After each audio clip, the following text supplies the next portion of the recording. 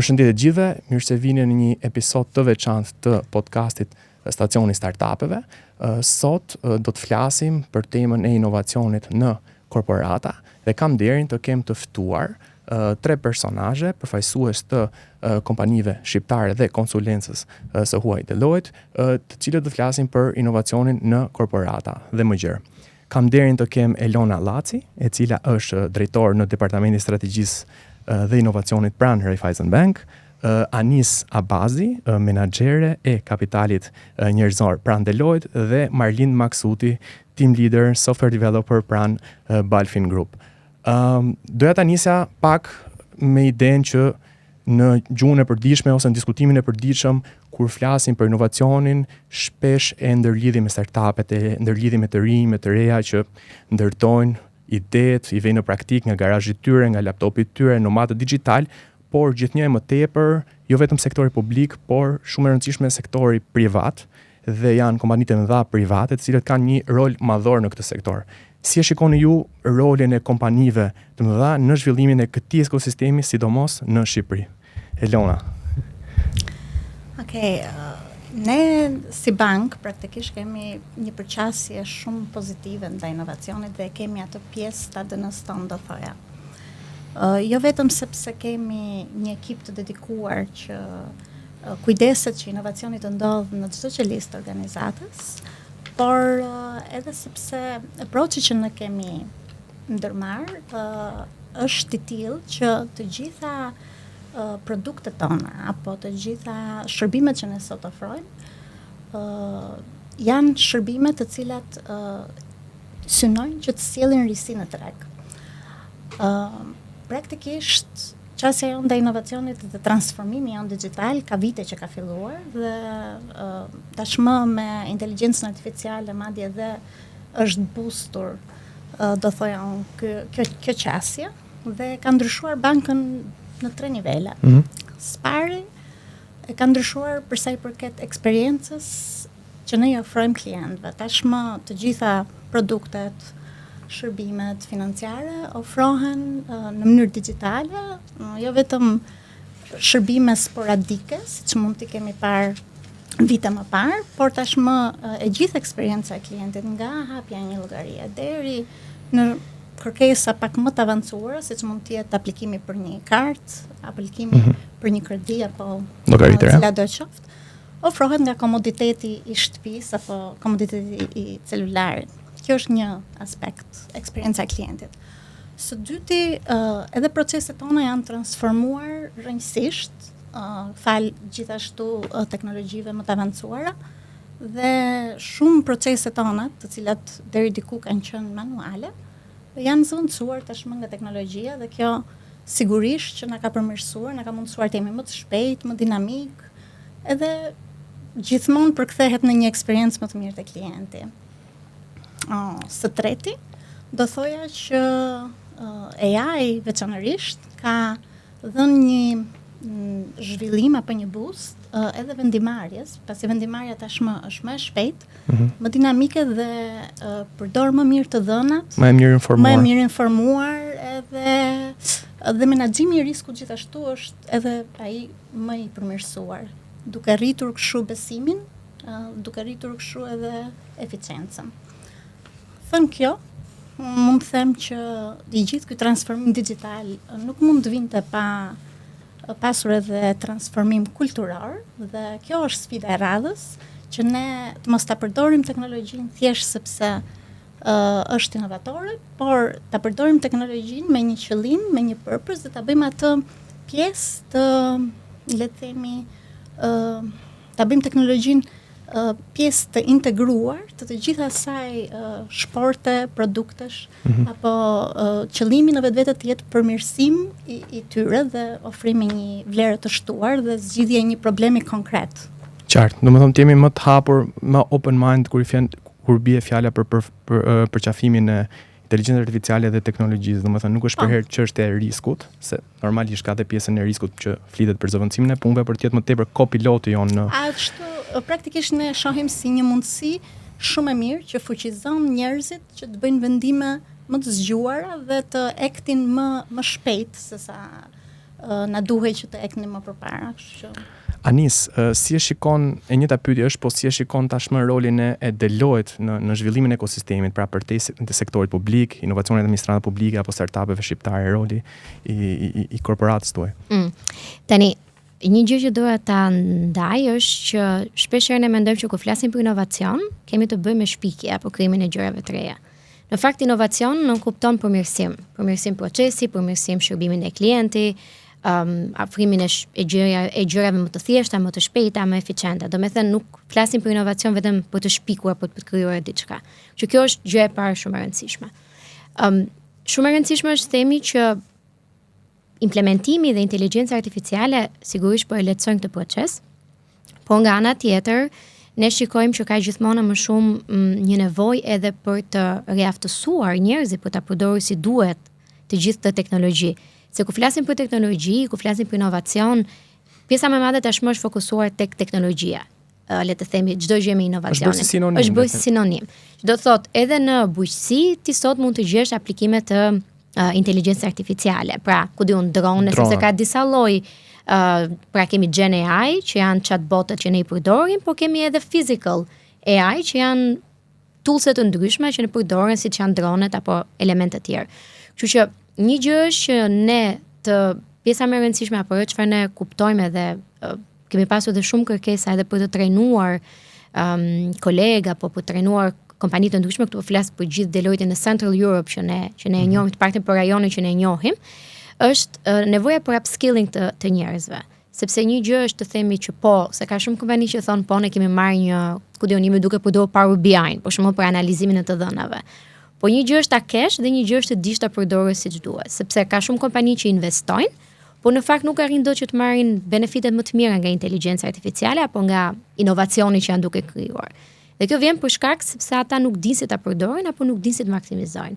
Që duhet të ketë një balans. Shumë kompani, për shembull, nëse dëgjojmë dhe kompani në gjithë botën, janë duke bërë layoffs, massive layoffs, duke hequr staffin. Po nga ana tjetër, ti vërtet heq njerëz për të investuar në AI, po në fund të ditës kush do ta përdorë si duhet këtë AI.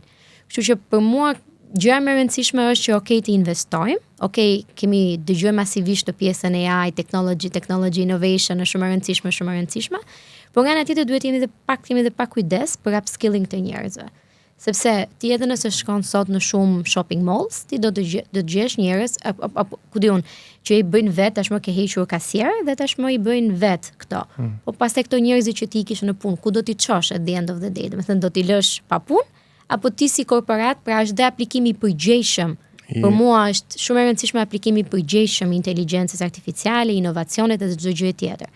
Sepse ti merr dhe përgjegjësi morale dhe etike që këta njerëzit ti riaftësosh dhe të mos i lësh reskilling këtë për të upskilling, po. Për të upskilling, sepse dhe kjo është shumë e rëndësishme për pasi flasim për përgjegjësinë sociale të korporatave. Do të thënë, fitimi, optimizimi, sepse normalisht inteligjenca artificiale sjell shumë benefite, reduktim kostoje, produktivitet, suport më të madh apo më të shpejtë të bëjë të gjërave, por nga ana tjetër ku flasim dhe për përgjegjësinë sociale. Kështu që ne sa herë që flasim ne si Deloitte në konsulenca të ndryshme kur ofrojmë gjithkohës, ne themi gjithmonë që është e rëndësishme, patjetër, zhvillimi duhet, por duhet kemi parasysh edhe këtë elementin tjetër që shkojnë motamot. Do me thënë ne ku flasim për inteligjencën artificiale kemi 3 element. Pra janë punë që automatizohen totalisht nga inteligjenca artificiale, siç është për shembull puna e recepcioni që kasierët që shumë shpejt do zëvendësohen. Janë ato që ne i quajmë, nuk e di nëse kemi një term në shqip, po është bashkërendim apo bashkëpunim. Augmented është në anglisht, që është AI plus human, edhe make the dream teams në një farë mënyrë, dhe pastaj kanë dhe ato punë të cilat nuk do të preken fare nga inteligjenca artificiale. Dhe ne gjithmonë e vëmë fokusin tek ky sektor i dytë, që është hajde ta bëjmë bashkë, pra të jetë një simbiom, po, të jetojnë në simbiom mirë me njëra tjetrën dhe të dyja të funksionojnë së bashku. Marlind, e njëjta pyetje. Domethënë duke parë dhe pjesën se u prek nga Elona, domethënë prekën pjesën e AI si mendësi, prekëm dhe pjesën që AI, për te teknologjisë ndërlidhet edhe me mendësinë. Tani në këndvështrimin tuaj. Në mënyrë se si ne në Balfi ne kemi approachur këtë problem ose këtë zhvillim kaq të madh, qoftë për AI-n, por qoftë për teknologjinë në përgjithësi, po edhe për optimizimin për te teknologjisë, është ne kemi të strukturalizuar mënyrën se si bëhet inovacioni. Kemi departamente me njerëz shumë të aftë, të cilët arrin të përkapin gjithë problemet që ndodhin cross company, sepse ne jemi një grup që operon në shumë industri me kompani që kanë nevoja shumë të ndryshme nga njëra tjetra, por që të dyja duhet menaxhohen nga ky lokusi i kontrollit që ne gjenerojmë dhe së bashku kjo është patjetër një punë cross company, cross departmental. Ne mbledhim të dhënat nga të gjithë kompanitë për workflow-e, për procese të ndryshme, për optimizime potenciale të cilat kanë disa shtresa kompleksiteti, pra nuk është se janë flat, qoftë po automatizojmë procesin A dhe procesin B, që patjetër bëhet dhe bëjmë një cost benefit analysis për atë optimizim që ne nxjerrim. Dhe kjo cost benefit analysis është edhe në vlerën totale që gjenerohet nga një proces i caktuar, por mënyra se si ne operojmë është që ne në mënyrë të qëndërzuar identifikojmë gjithë problemet, i kanalizojmë në projekte të cilat janë të aplikueshme dhe të zbatueshme, dhe pastaj marrim hapat për t'i aplikuar ose për t'i krijuar këto procese. Dhe ky është një layered innovation process që ne bëjmë. Dhe siç përmendën dhe bashkëbiseduesit e tjerë që inovacioni nuk është thjesht po bëjmë diçka që nuk ka bërë dikush më përpara, por është edhe ky procesi i optimizimit që ne bëjmë.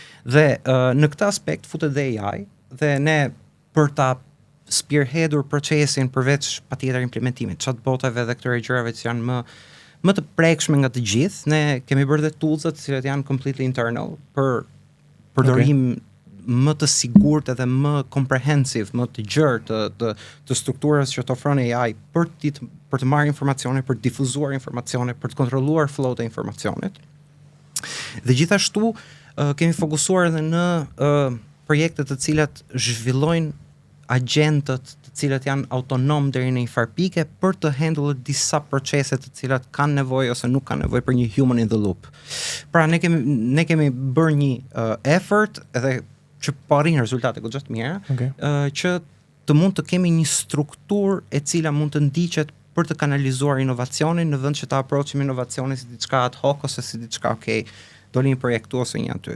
Dhe kjo të lejon që ti kur bën një proces ose kur automatizon diçka ose kur krijon një projekt ose kur implementon një projekt nga një third party, kjo të difuzohet në të gjitha firmat duke u customizuar, duke u specifikuar për fine tuning. Domethënë keni standardizuar metodologjinë e procesit Po. Është e gjitha një metodologji shumë e mirë caktuar për hapat që duhet ndiqen nga një ide që mund vi edhe nga një individ çfarë do nga digital champions, nga një third party, dhe ne gjitha këto i kanalizojmë në një proces i cili është i strukturuar që ne të mund të asesojmë, të bëjmë vlerësimet nga kjo struktura e transformimit që ne kemi brenda Balfin. Dhe në atë moment që ne i kuptojmë dhe i definojmë kërkesat, features, benefitet dhe mënyrën se si do aplikohet cross company, cross industry, atëherë ne fillojmë ta aplikojmë. Kështu që ne kemi krijuar një pipeline për ta pushur inovacionin përpara dhe të mos jetë thjesht një afterthought, por të jetë një proces më vete i cili ndodh gjatë gjithë kohës me të gjithë projektet të cilat kalojnë. Sidomos për projekte teknologjike, po janë edhe projekte të automatizimit, projekte të cilat kanë, le të themi, disa layers, jo thjesht layerin teknologjik. Shumë interesante. Elon, kthehemi pak tek pjesa e banking, domethënë diskutuat për pjesën e transformimit digital, përdorimit e AI-t për të inovacionit, si kontribon Raiffeisen Invest gjithashtu në zhvillimin e talenteve teknologjike dhe jo vetëm, domethënë ndërlidhen ndoshta me startupet shqiptare se me të gjithë ekosistemin shqiptar. Për sa i përket talenteve dhe jo vetëm talenteve tek, ne jemi shumë të fokusuar dhe jemi shumë koshient gjithashtu që të kesh inovacion të qëndrueshëm duhet të kesh talente. Kapital njerëzor. Kapitali njerëzor është ai që nuk e zëvendëson asnjë teknologji. Deri më sot, e zëvendëson për punë manuale, rutinë, po ajo pjesa e të qenit kreativ, ajo pjesa e të qenit kritik ndaj disa mendimeve do vazhdoj të ngelet njerëzore dhe prandaj ne themi që ne ndërtojmë një bank me prekje njerëzore, pasi çdo vendimarrje është njerëzore, e suportuar nga AI, por është vendimarrje njerëzore. Për sa i përket talenteve kemi dy qasje. Për sa i përket talenteve të brendshme dhe asaj atyre të jashtme. Për talentet e brendshme ne kemi programe të vazhdueshme, upskilling, reskilling, e përmendi edhe Anisa pak më përpara. Kështu që fokusi jon me këto talente është që gjithmonë t'i mbajmë të updateuar me teknologjitë e kohës dhe së fundmi kemi bërë investime të konsiderueshme për sa i përket datave, AI-t, cloudit dhe teknologjive të tjera digjitale.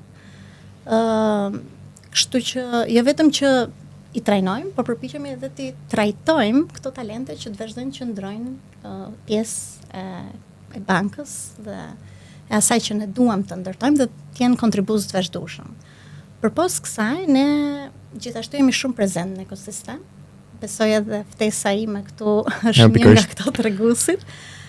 Mund të them me shumë krenari që në fillimet tona, fal edhe bashkëpunimet me RBI Group, ne kemi sjell një format që kemi ndihmuar startupe që të inkubohen, që të dalin me një POC dhe i kemi ekspozuar ata në tregje ndërkombëtare, sikurse është RBI Grupi, për të ekspozuar ato idetë e tyre apo zgjidhjet e tyre dhe madje me disa prej tyre kemi nënshkruar edhe marrëveshje bashkëpunimi. Pra domethënë përveç mentorimit që i kemi bërë këtyre talenteve, do thoja edhe startupe, kemi arritur që të vendosim edhe disa bashkëpunime konkrete për t'i dhënë pak frymë dhe vitalitet. Janë fushën e banking dhe financës apo? Në fushën e banking, always, sepse ajo është edhe ekspertiza jonë.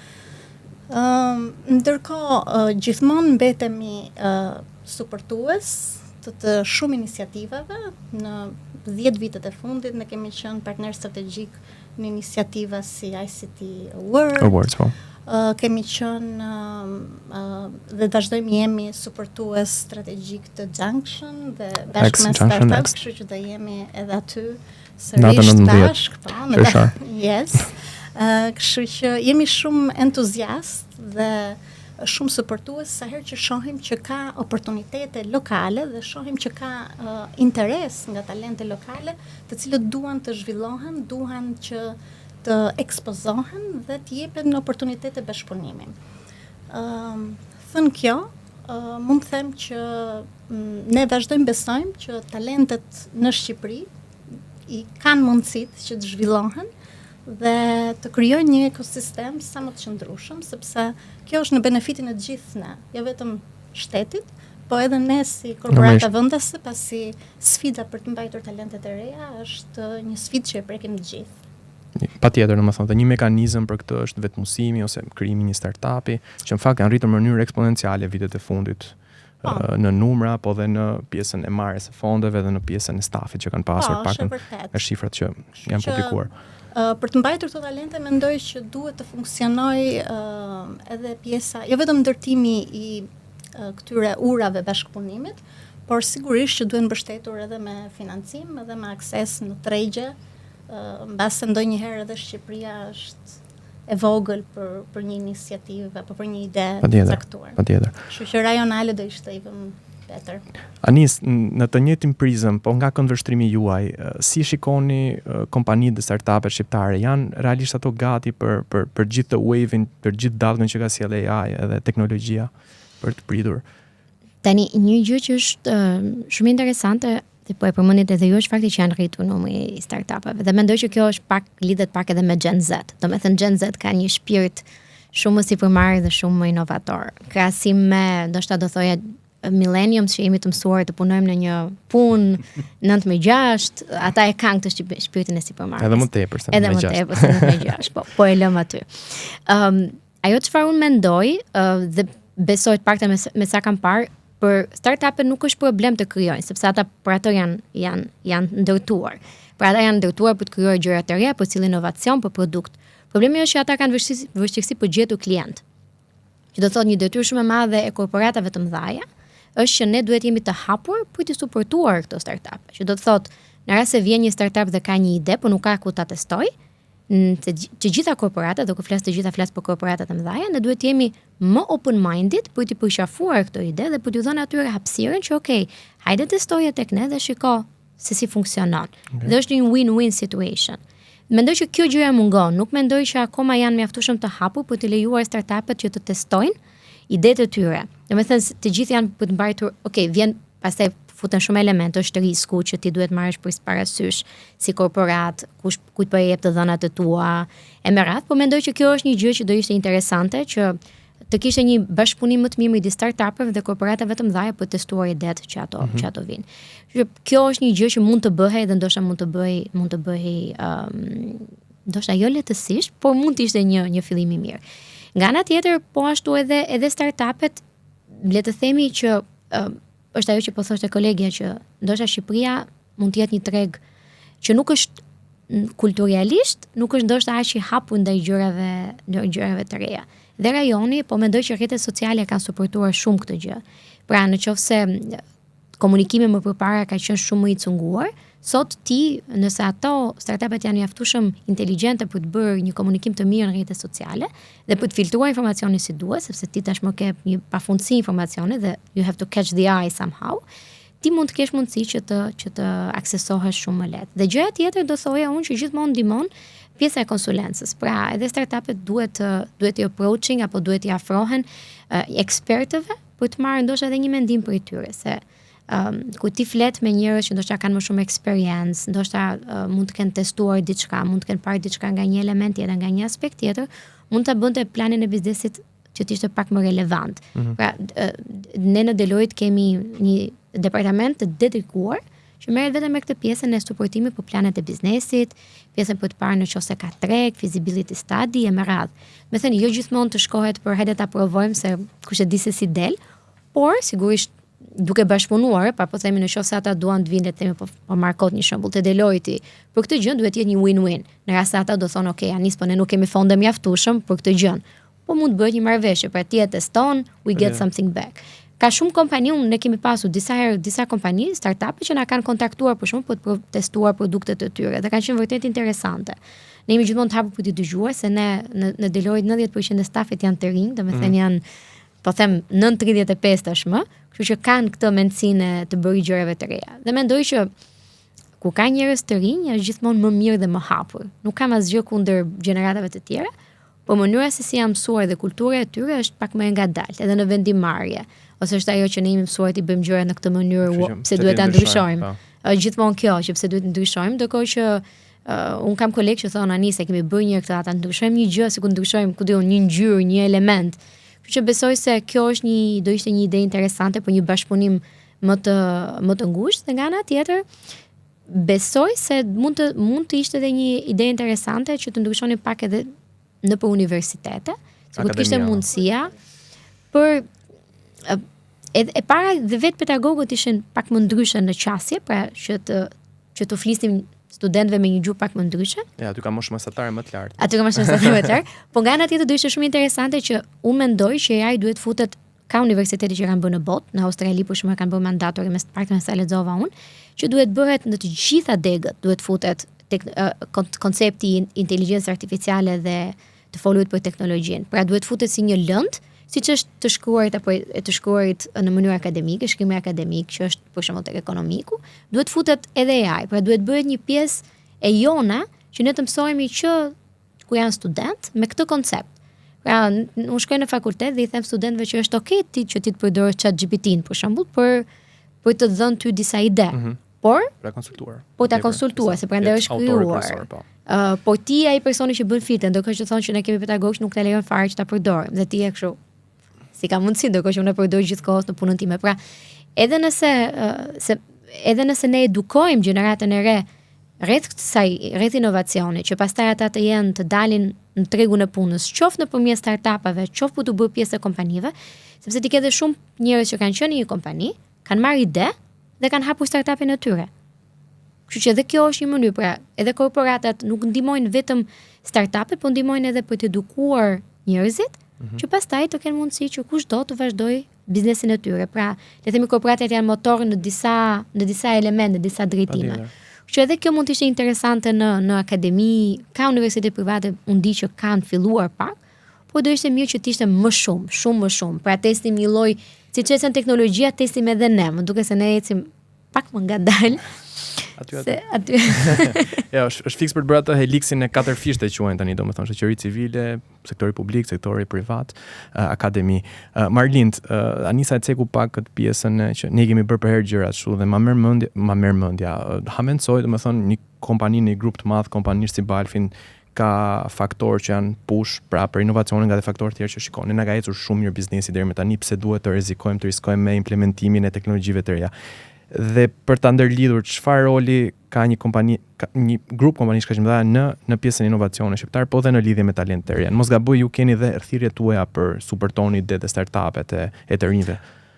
Mund të them këtë gjë që environment ose ambientin në cilët ekziston Balfin është shumë pro-inovator dhe nuk ndjejmë shumë pushback të paktën nga persona të cilët nuk janë të hedhur dhe të thjesht i përdorin toolsat, pra ka goxha incentiv që të përdoren edhe të implementohen teknologjitë e reja dhe vetë kompanitë nxjerrin use case të cilat janë useful dhe do me thënë maksimumi që mund shikohet pushback është kur implementohet një teknologji e re dhe disa nga punonjësit më old school kanë nevojë për një time frame të caktuar derisa ta absorbojnë gjën e re, por në shumicën e rasteve teknologjitë ecin mirë, suportohen shumë nga aparatusi vendimarrës dhe pushet përpara që ne të jemi sa më teknologjikisht on the cutting edge, me aq sa marketi është e bën të mundur në nivel cost benefit, në nivel profitit cili ti ke qoftë në operations, qoftë në speed. Kështu që nga kjo pra nuk është teoria që kur je i madh ecën pak më ngadalë, kur je i vogël je më i zhdërvjellët. Ne kemi krijuar struktura të brendshme për ta menaxhuar këtë problem dhe të mos e lëm që të mbetet thjesht një gjigant që ecën ngadalë, por kemi krijuar shumë struktura të cilat janë shumë agile brenda vetes dhe arrin që ti pushin gjërat përpara. Dhe përgjithsisht nuk kemi këtë problem sepse kemi dalë përpara dhe kemi krijuar një proces i cili e lejon që të speedet up pjesa e innovation dhe absorbimit innovation cross company për business units të ndryshme etj. Kështu që ky nuk është necessarily një problem që ne kemi. Ajo që ne fokusohemi si grup është të pushim gjeneratën e re që të jetë të marrë maksimumin dhe të mund të japi maksimumin. Këtë gjë e bëjmë edhe nëpërmjet TBU-s, universitetit, në të cilën ka një push shumë të fortë që gjeneratat e reja që po studiojnë aty të mund të identifikojmë talente, edhe t'ju japim mundësinë që të punësohen herët, të plotësojnë pasionet e tyre brenda strukturave të Balfin, të mund të mësojnë gjëra që janë edhe pak më egzotike ose ezoterike për atë strukturën bazike të programit dhe mendoj që kjo ka një efekt shumë pozitiv, qoftë tek studentët vetë, qoftë edhe tek korporatat e tjera shqiptare dhe Balfin patjetër, i cili ka të mundur që të zgjedhë le të themi këto high performance brenda universitetit. Dhe kjo vëret edhe tek mënyra se si janë ndërtuar programet, pra patjetër që ato ndjekin strukturën e paraprirë të programeve studimore, por ne kemi disa shtresa për të mundur të pushim inovacionin, për t'ju dhënë studentëve gjërat më të reja dhe më cutting edge. Për shembull, ne kemi lëndë në nivel masteri, cilët janë fokusuar komplet në AI.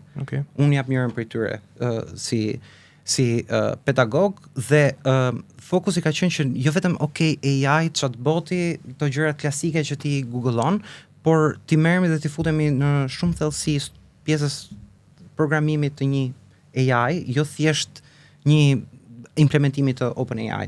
Pra të japësh një kulturë edhe një knowledge që studentët vetë të jenë shumë të aklimuar, shumë rahat me përdorimin e AI dhe me krijimin e machine learning, me krijimin e programeve tjera, të cilat janë shumë relevante për kohën që jetojmë. Pra, të kaloj përtej një useri tek një developer ose tek një person i cili ka një njohuri të thellë për atë që ai implementon, për agjentët e automatizuar, po kjo po ndiqet në shumë programe brenda TBU-s që ne të mund të jemi sa më cutting edge që të jetë mundur. Dhe patjetër që Balfin ka incentivin dhe push edhe për të suportuar startupet e ndryshme, të cilat sjellin risi ose sjellin benefite të cilat korporatat mund t'i absorbojnë dhe mendësia është që ne të mund t'i aftësojmë këto startupe, të mund të punojmë me ta, ndoshta edhe t'i absorbojmë nëse they produce something që është shumë kualitative. Patjetër. Kështu që dhe gjithashtu dhe t'i pushim studentët që mendoni për çfarë ju do bënit, çfarë inovacioni do sillnit, çfarë research do bënit mbi marketin ose mbi teknologjinë ose mbi strukturat e ndryshme që mund të sjellë një benefit in the end of the day. Kështu që ka një push goxha të fortë që ne të jemi një dërgues, një purveyor i inovacionit në shoqërinë shqiptare, duke qenë se kemi edhe një influencë masive në shtet dhe në ekonomi. Në rastin tuaj është interesante sepse ju keni edhe ndërlidhjen për te ndërsektoriale horizontale, keni edhe pjesën vertikale që një person që mund të graduohet ose mund të mbarojë universitetin, bën internshipin, nuk e di fellowshipin, bën startupin, lidhet me kompanitë e mund të futet në punë, mund të fillojë të eksperimentojë që përpara se të mbarojë universitetin, me disa departamente bën internship këtu, pastaj shikon aty, kupton ku e gjen veten. Kështu që e kemi bërë të mundur fiks të integrimi vertikal nga university, nga banka, universiteti deri në një punë, në një strukturë, në inovacion sistemike. Për ta përmbyllur, pyetje përsëri për të tre vendi, Shqipëria domethënë ka një ekosistem startupesh, le të themi që vitet e fundit është rritur në renditje Global Innovation Index, po jo vetëm, i cili është në zhvillim, por sipas jush në këto 5 ose 10 vjeçar në ardhshëm, çfarë duhet bëjmë ose cili është roli që duhet luaj sektori privat ose publik, le të themi në këtë rrugtim sipas këndvështrimit tuaj? Është pyetje $1 milion, po. Ose jo. Patjetër që është bërë shumë, po ka gjithmonë vend për përmirësim.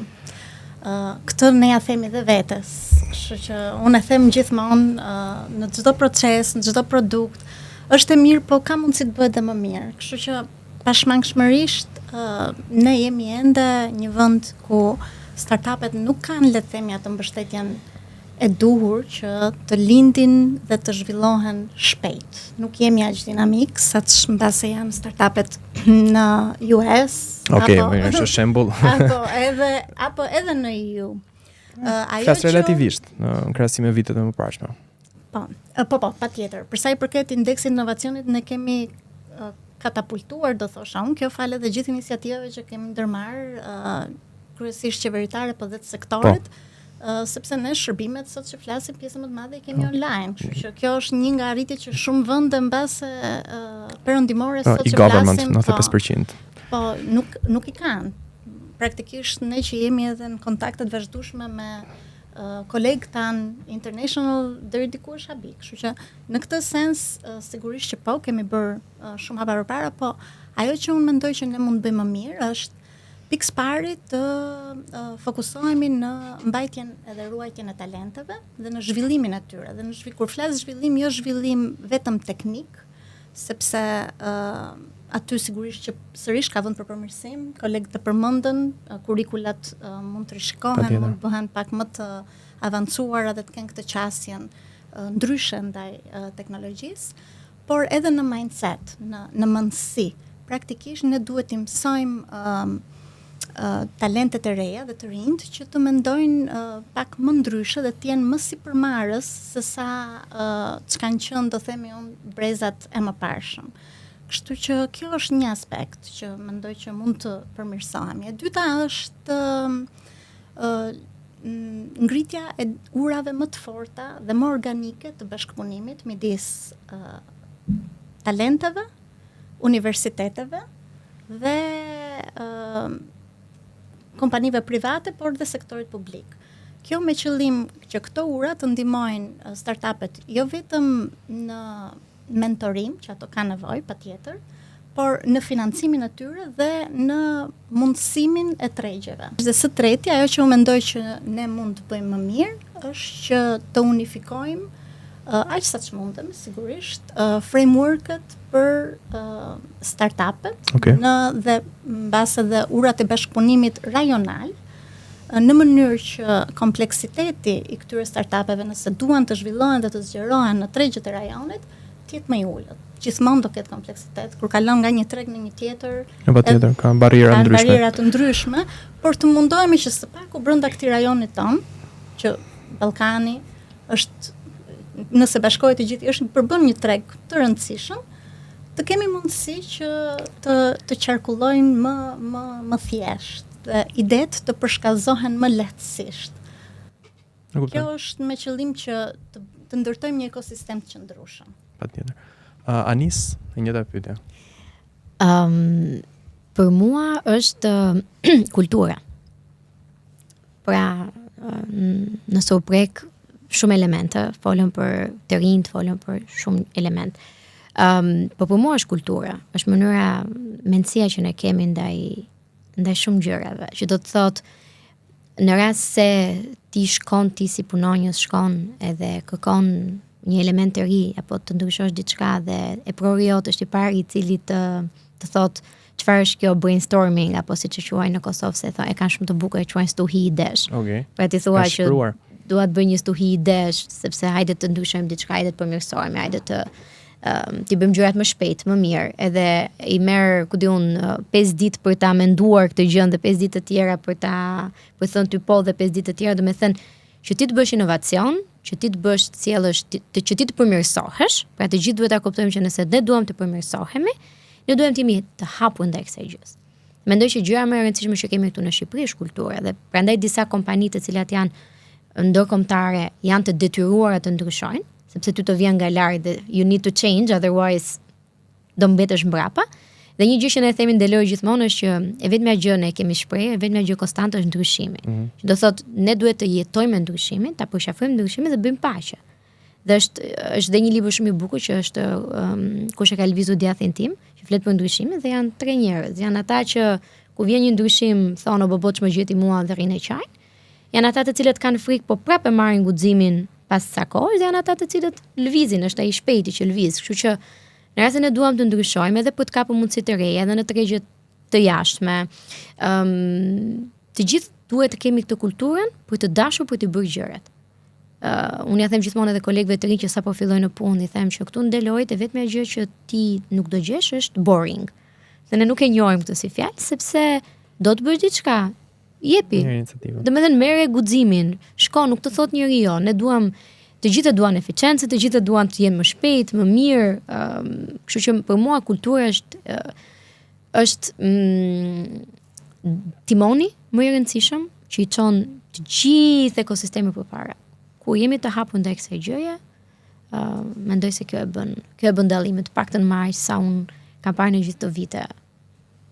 Marlind, e njëjta pyetje, 50 vite të ardhshme. Çfarë do të bëjmë më mirë? Atëherë, unë mendoj që 5 deri në 10 vite të ardhshme do jenë shumë komplekse për të naviguar nga niveli i teknologjisë dhe nga zgjerimi shumë më i madh i AI-t edhe përdorimeve të tyre përtej asaj që ne mund të parashikojmë. Kjo mund të sjellë problematika në employment në nivelet, por nuk është e thënë. Me çfarë kemi arritur që të kuptojmë deri tani nga mënyra si zhvillohet AI, gjithmonë do ketë nevojë për përgjegjësi, for human in the loop, dhe patjetër që disa procese automatizohen, disa procese të tjera do mbeten të varura nga ky human in the loop ose do krijohen komplet new ways në të cilët njerëzit do punojnë me AI-n, po edhe në shoqëri edhe më gjerë. Dhe mendoj që fakti që sot njohuritë janë kaq të aksesueshme nga të gjithë, kjo përfshin edhe një djalë 16 vjeç në dhomën e tij, edhe një person i cili ka punuar 30 vjet në një zyrë, tani barazohen dhe të dy mund të marrin hapa për të eksperimentuar, për të testuar gjërat të cilat ata mendojnë, dhe ne këto e vëmë re që njerëzit marrin iniciativën, patjetër nuk janë të gjithë, ka shumë që janë complacent, ke plot njerëz të cilët marrin iniciativën, eksperimentojnë me gjëra të reja, propozojnë ide, testojnë ide në mënyrë individuale, gjë që më përpara ka qenë shumë e vështirë, ose do ishe një programues ose ti nuk e testoje dot. Ndërsa sot ti ke disa toolsa që të mund të bësh analiza ose të bësh limited demos, të cilat të kuptosh në qoftë se një proces i caktuar po shkon drejt diçkaje që ty mund të sjellë vlerë, dhe mendoj që kjo do sjelli një përshpejtim të inovacionit cross society. Pra nuk është diçka që do ndodhi vetëm korporata, por do jetë shumë më e gjerë. Dhe mendoj që impakti total do jetë pozitiv. Dhe për të kapitalizuar mbi këtë impakt që sjell AI, mendoj që ky është një problem deri diku europian, mentaliteti europian i investimeve, është që do duhet të ketë shumë investime në gjëra që kanë pak më shumë risk, por të cilat kanë potencial për innovation. Sepse shpesh herë mënyra se si operohet në United States është shumë më e fokusuar në hajde gjuajmë 10 shigjeta dhe njëra do e kapi dhe me atë që do fitojmë do kemi 10x fitim. Ndërsa europianët në përgjithësi kanë një mentalitet i cili po shumë prudent. Okej, sa i ke sale, sa shitje ke bër ose çfarë pretendon të bësh ti me numra, testoje 6 muaj, bëjmë investim të vogël. Kështu që mendoj që do të jetë një ndryshim mendësie që është më i gjerë se thjesht rajoni jon, po është një ndryshim mendësie në gjithë kontinentin e vjetër për ta përqafuar riskun më tepër. Për ta përqafuar riskun dhe për të marrë parasysh që këto investime mund sjellin zhvillime shumë dhaja dhe është e nevojshme për Europën që t'i bëjë këto hapa që të jetë kompetitive me Kinën, me Amerikën dhe ndoshta me Rusinë. Rusia nuk është aty se ka tjera fokuse tani, por që Kina dhe Amerika po investojnë para dhe një pjesë e tyre është para e hedhur në humner, patjetër, sepse po investojnë në çdo gjë dhe ekstra, por që kjo po ka sjell benefite already. Edhe ti ke 2-3 kompani të cilat kanë arritur nga 0 në 5 vjet të gjenerojnë $1 trillion market. As unicorn, që nuk e di çfarë quhen, këto janë dragonj me 3 brirë, po është ideja që gjithmonë duhet përqafuar pak më shumë rreziku që të mund të përdorim këtë demokratizim kaq të madh të njohurive dhe skillsave që po ndodh në nivel global. Edhe mendoj që Europa po i merr hapat për ta bërë këtë gjë dhe patjetër që në një mënyrë i direkt ose indirekte dhe ne ndjekim të njëjtin pace që ka Europa. Me faktin që po shikojnë për të kaluar nga teknologjitë cilat varen nga shtetet të treta në implementimin e teknologjive që janë made in Europe dhe kjo do jetë ndoshta hapi i parë për ta pushur këtë valë në inovacionet. Dhe mendoj që e njëjta gjë do ndodhet në tregun ton. Në momentin që ti do kesh një strukturë më të gjerë e cila promovon inovacionin, patjetër do kesh më shumë aktorë të cilët do duan të inovojnë për këtë demokratizimin e knowledge, inteligjencës, kapaciteteve që ndodh.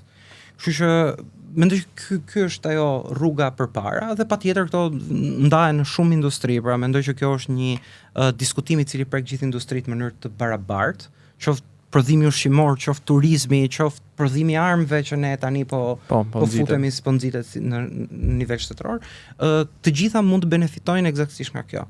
Edhe kjo do sjellë përfitime shumë dhaja, qoftë sociale, qoftë ekonomike, qoftë për korporatat vetë, të cilat do kenë mundësi që të punojnë në një nivel komplet tjetër nga ajo që ka qenë e mundur deri tani. Kështu që mendoj që 5 deri në 10 vite të ardhur janë komplet transformative për rajonin edhe më gjerë. Unë ju falenderoj të treve, veçanërisht, për kohën, për kontributin, që morët pjesë në këtë episod veçantë të stacionit startupeve. Megjithatë ne folëm për te startupe, folëm për korporatat, folëm për mendsinë, për inovacionin. Kështu që shumë faleminderit. Ishte kënaqësi. Një kënaqësi. Faleminderit.